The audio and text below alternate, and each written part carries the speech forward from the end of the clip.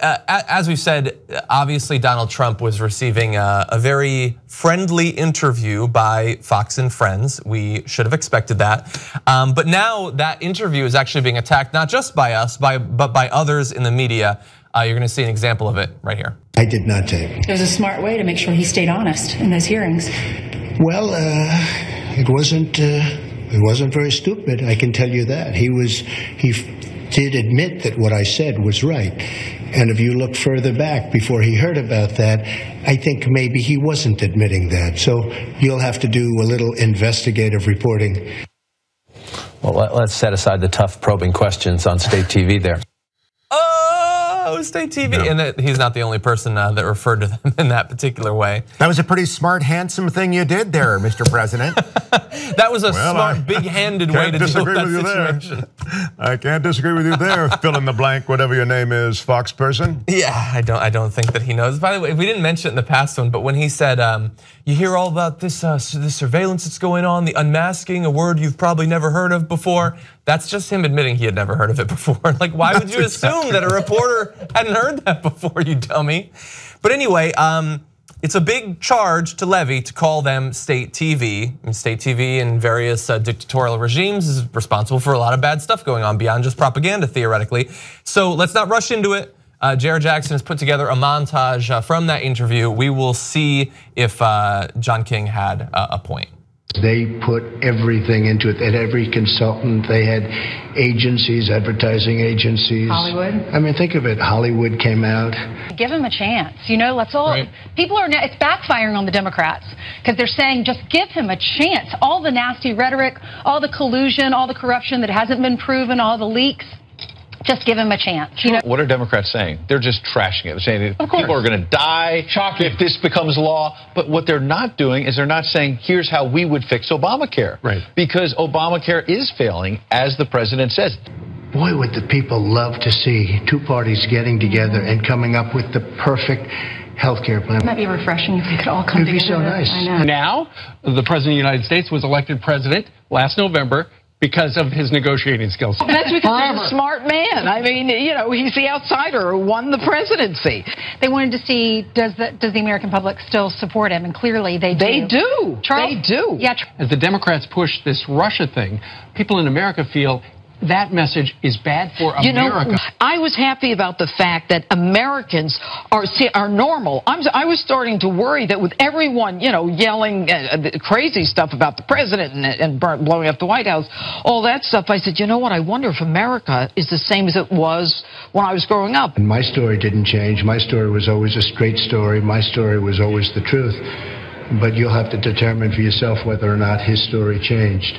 But I did not tape. It was a smart way to make sure he stayed honest in those hearings. Well, it wasn't very stupid. It's just saying, just tell the truth. Tell the truth, because Robert Mueller had never said, or James Comey had never said anything about the president not being under investigation until the president says there might be tapes. And then all of a sudden the story changes and he says, you know what, I told him 3 times that he was not under investigation. A tweet yesterday and some of the comments to you and saying that Donald Trump was trying to intimidate James Comey by suggesting there may be tapes. Look, this is all going to be sorted out by Robert Mueller, special counsel, but what's wrong with saying, hey, you better tell the truth? And that's all the president wanted James Comey and the others to say, look, you're telling everybody else I'm not under investigation. Right. I could get stuff done with my administration. Just tell somebody, would you? We have been saying it from the beginning. America could care less about this. Everyone's making a big thing about Russia. They want jobs. They want health care. They want to be proud of the country. They don't want to keep hearing about how horrible the president is. So as I pointed out when we were watching the videos before the show there, obviously Jeanine Pirro, her objective there is to cover for Trump's potential crimes, of course. But as I always point out, if you think that it's a waste of time that people are talking about Russia, I got news for you. Bigger waste of time is spending all your time talking about how other people are spending their time talking about Russia. Instead of saying, rather than talk about Russia, talk about jobs, how about you talk about jobs? Consider it. It's a possibility. You have a lot of resources. Yeah, they spent a lot of time covering Trump's tracks. And as to state TV, they are certainly the TV of record when it comes to this administration. Right? There's no other outlet that is essentially acting as an apologist and sort of explaining away this and that, and again, trying to lead the rah-rah charge for Donald Trump. Yeah. They've been there from the start. Although even at the beginning, and people forget, Fox News wasn't so on board with him right away. Well, I mean, I think what's amazing about Fox and Friends is that I think they're much more in that direction than Fox is. Like, I mean, look, Sean Hannity obviously really likes Donald Trump. He spends all of his time telling people to stop talking about Russia. But the Five wasn't generally necessarily on his side. Megyn Kelly was obviously a big critic. But Fox and Friends very quickly picked him up, and they have just run with it, which I'm sure is good for their careers. They get to go to the White House and everything. But they look ridiculous even compared to the rest of Fox News, which is difficult. They do, and by the way, they do a lot of this. I think you're really right to mention they get to go to the White House, oddly, because they do it for access. You know, they have access to the Oval Office and to the president when these one-on-one interviews, I mean, they're these absurdly weak questions. I wouldn't even call them questions.